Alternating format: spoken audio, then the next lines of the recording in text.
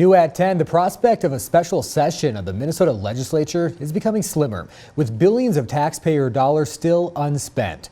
KIMT News 3's Anthony Monzon joins us with the details on the deadlock state Democrats and Republicans are struggling to overcome, Anthony. Yeah, that's right, Tyler. Just for context, this year Minnesota registered a $9.25 billion budget surplus, which state leaders have agreed to spend around $2 billion of. Before the end of the regular legislative session last month, officials in St. Paul said a deal was in place to use $4 billion of the total budget to cut taxes over the next few years and another $4 billion to increase spending in several areas while saving an additional $4 billion in case of an economic slowdown. Now it appears that deal is no longer on the table, with talks between Republicans and Democrats having reached an impasse. GOP Senate Majority Leader Jeremy Miller claims negotiations for a special session have ended, saying Governor Walz and House Democrats have different spending priorities than Minnesotans that couldn't be resolved. Governor Walz, meanwhile, calls the impasse deeply disappointing,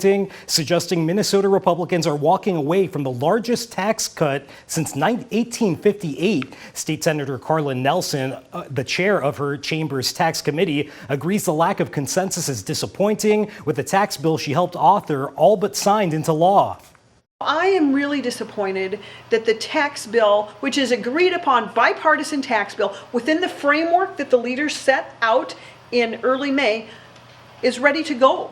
All the articles have been adopted by the bipartisan conference committee, and yet it's being used as leverage for these other three spending bills. And I think that is just wrong.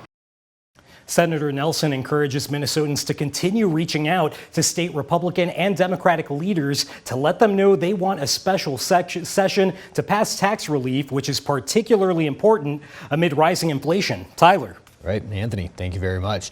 Now, if the Minnesota legislature doesn't convene for a special session, next year's legislature and whoever wins the governor's race will decide how to use that multi-billion-dollar surplus.